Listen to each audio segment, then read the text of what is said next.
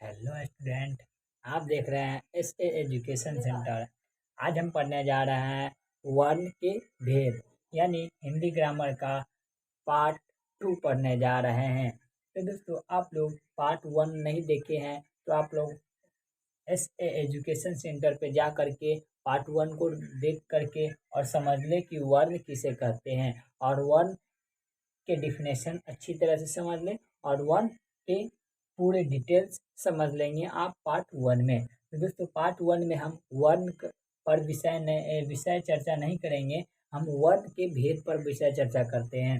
तो दोस्तों, पार्ट 2 में हमारा मेन मेन जो टॉपिक था यही है। तो दोस्तों, हम देखते हैं वर्ण। तो दोस्तों, हम थोड़ा सा वर्ण पर प्रकाश डालते हैं। तो वर्ण किसे कहते हैं, तो हम पहले देखते हैं कि वर्ण किसे कहते हैं। तो वर्ण जो है शब्द की वह छोटी इकाई है।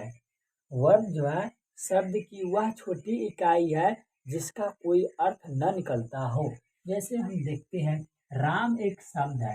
राम एक शब्द है, लेकिन इसका जो सबसे छोटी इकाई होगा वो होगा, पहला छोटी इकाई होगा र हलन, दूसरा छोटी इकाई होगा आ, तीसरा छोटी इकाई क्या होगा तो म हलन, और चौथा छोटी इकाई जो होगा अ होगा।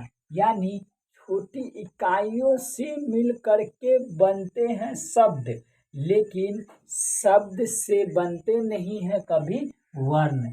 वर्ण जो है शब्द की सबसे छोटी इकाई है जिससे वो शब्द ही बनता है। तो दोस्तों, आप वर्ण अच्छी तरह से समझ गए हैं कि वर्ण किसे कहते हैं। अगर आप किताबी भाषा से डिफिनेशन समझना चाहते हैं तो किताबी भाषा जो है कि वर्ण उस मूल ध्वनि को कहते हैं जिसका खंड या टुकड़ा नहीं किया जाता हो। जैसे देखिए, र हलन, र को कभी आप खंड टुकड़ा नहीं कर सकते हैं। आ को आप खंड कर सकते हैं, लेकिन या आ हुआ तो आ को भी आप खंड नहीं कर सकते हैं। मिलाएगा तब आ होगा।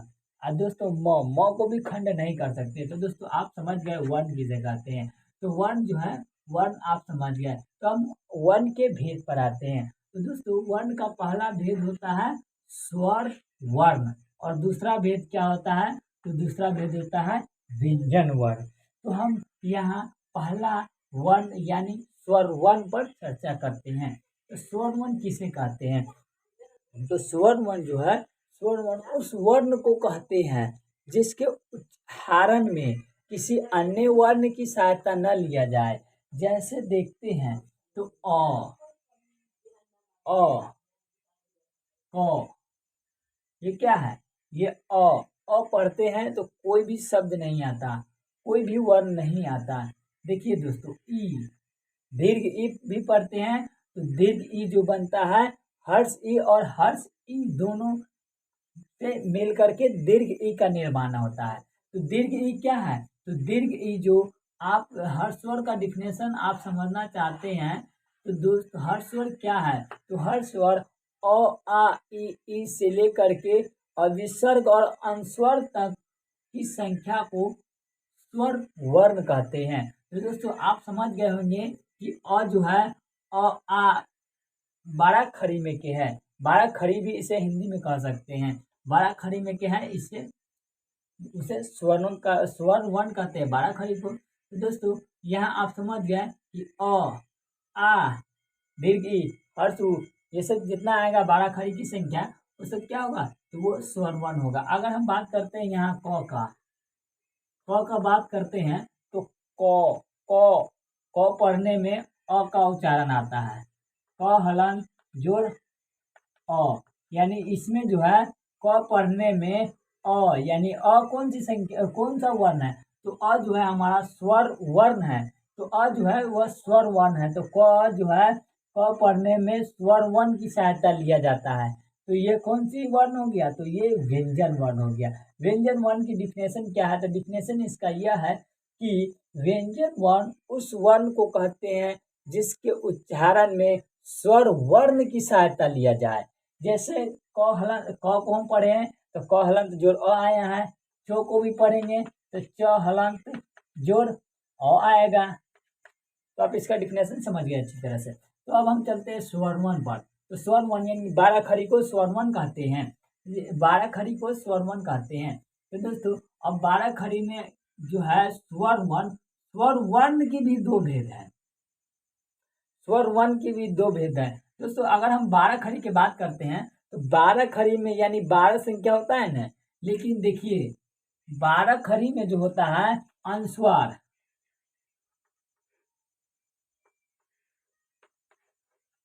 अनुस्वार और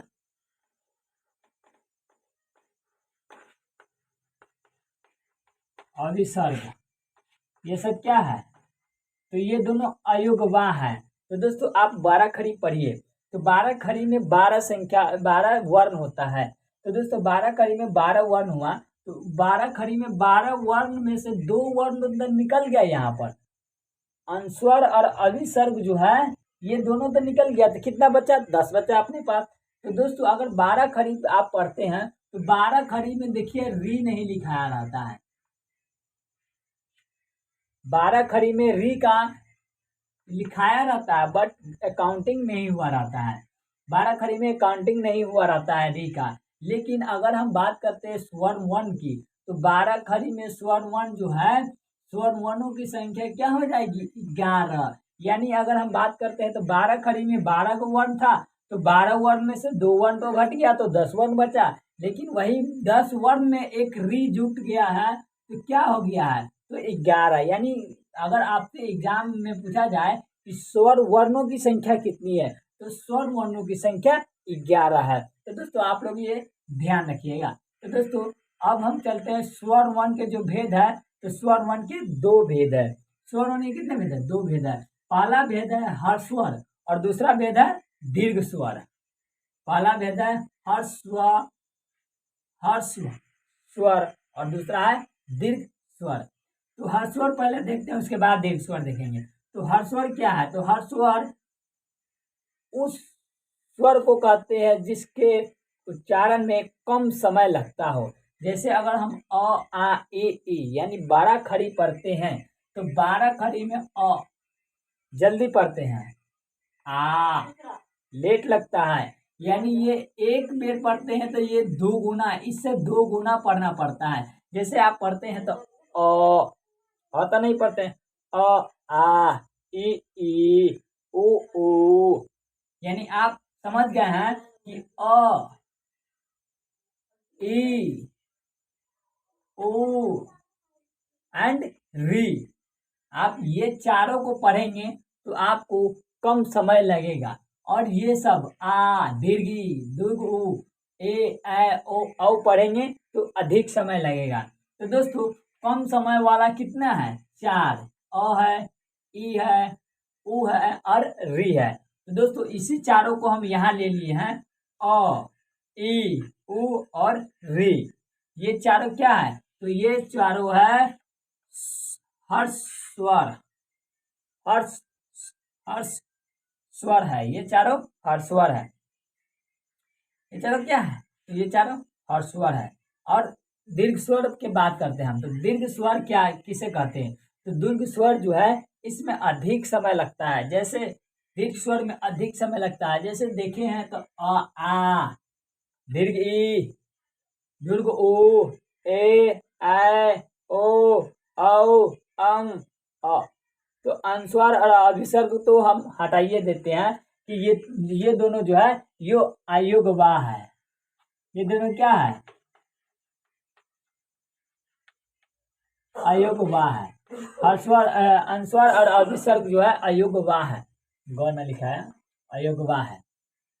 तो दोस्तों दीर्घ स्वर में क्या हो गया, तो दीर्घ स्वर में आ हो गया, दीर्घ ई हो गया, दीर्घ ओ हो गया, ए ओ और ये सब क्या हो गया, तो ये सब दीर्घ स्वर हो गया। तो दीर्घ स्वरों की संख्या कितनी है, तो दीर्घ स्वरों की संख्या कितनी है, 7 है। और हर्षवरों की संख्या कितनी है, 4। यानी 7 4 कितना हो जाएगा, तो 7 4 ये दोनों को मिलाएंगे तो 11 हो जाएगा। 7 4 को मिलाएंगे तो कितना हो जाएगा, 11। यानी हर स्वर में 4 की संख्या है और दीर्घ स्वर में 7 की संख्या है। हर स्वर उस स्वर को कहते हैं जिसके उच्चारण में कम समय लगता हो, जैसे अ ई उ री। लेकिन दीर्घ स्वर उस स्वर को कहते हैं जिसके उच्चारण में अधिक समय लगता हो, जैसे आ, ई, उ, ए, ओ, औ। तो दोस्तों आप लोग ये समझ गए। अब हम चलते हैं अपनी दूसरी टॉपिक पे। पहला पहला हम वर्ण का पहला भेद पढ़ लिए और दूसरा भेद हम पढ़ेंगे यानी व्यंजन वर्ण। तो दोस्तों आप लोग शुरू से लेकर के अंत तक इस पे बने रहना, तो ही समझ में आएगा। स्वर वर्ण, स्वर वर्ण तो आप समझ गए, दीर्घ वर्ण तभी समझ में आएगा। दोस्तों दीर्घ वर्ण हम पढ़ते हैं, दीर्घ स्वर का है व्यंजन वर्ण। व्यंजन वर्ण, व्यंजन वर्ण क्या है? तो व्यंजन वर्ण दोस्तों क से लेकर के या तक की वर्ण को हम क्या कहते हैं? व्यंजन वर्ण। आप दिमाग में घुसा लीजिए अच्छी तरह से। क से लेकर के ज्ञ तक की वर्ण को क्या कहते हैं? तो व्यंजन वर्ण कहते हैं। अब दोस्तों हम यहाँ व्यंजन वर्ण की भेद पढ़ेंगे यानी भाग। दोस्तों व्यंजन वर्ण की भाग जो होता है वह 3 होता है। व्यंजन वर्ण की भाग कितनी होता है? 3। पहला क्या होता है? तो पहला स्पर्श व्यंजन होता है।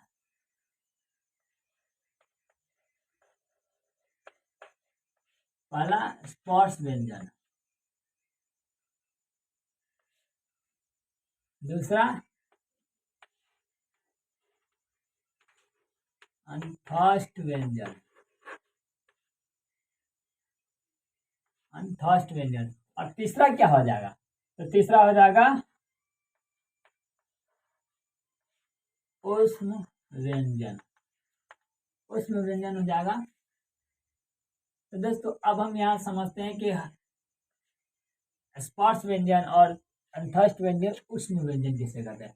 तो स्पर्श व्यंजन जो है प कह रहे हैं, क से लेकर के प तक की वर्ण को हम स्पर्श वर्ण कहते हैं, स्पर्श व्यंजन कहते हैं। और य से लेकर य, र, ल, व, ये 4 को क्या कहते हैं? अंतस्थ। और तलादेश, मूर्धांश, दंश एंड ह, इसे क्या कहते हैं?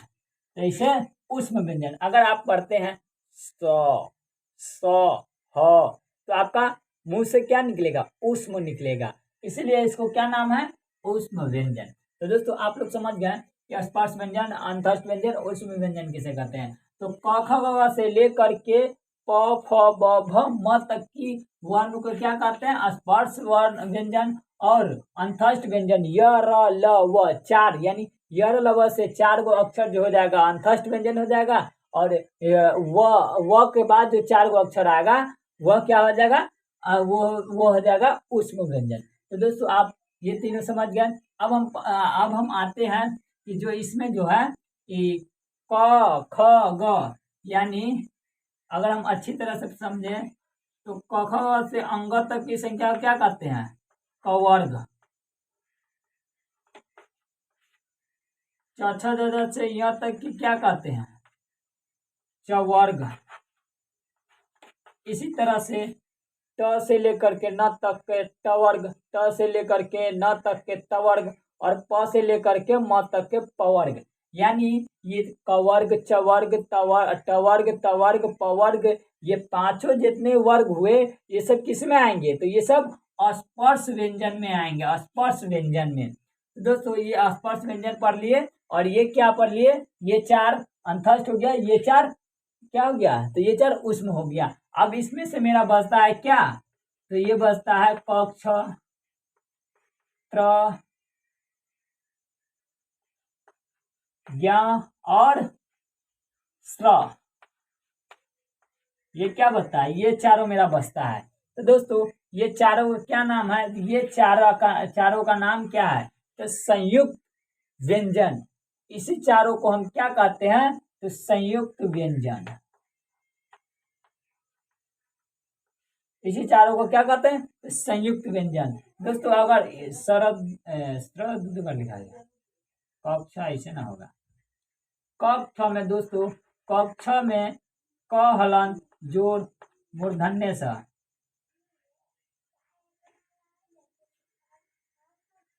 और त्र में त हलन जोड़ र, हलन क्या हो जाएगा? त्र हो जाएगा। और ज्ञ में, ज्ञ के बात करें तो ज हलन जोड़ य हलन हो जाएगा, तो ज्ञ। और स्र का बात करें तो तलावे स मूर्धा हलन और जोड़ र हलन, क्या हो जाएगा?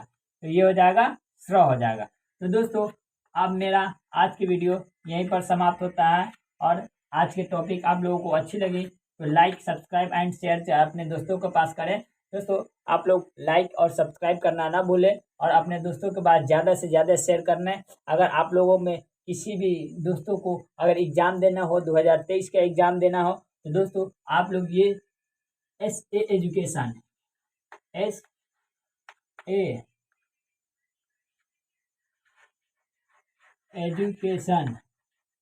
Education centre, SA education centre पर जाएं और आर्ट स्ट्रीम के सभी विषय की तैयारी कराई जाती है। आप लोगों को किसी भी विषय की तैयारी करनी हो तो आप लोग कमेंट के जरिए बता सकते हैं, उसके विषय पर चर्चा किया जाएगा। तो दोस्तों जय हिंद दोस्तों।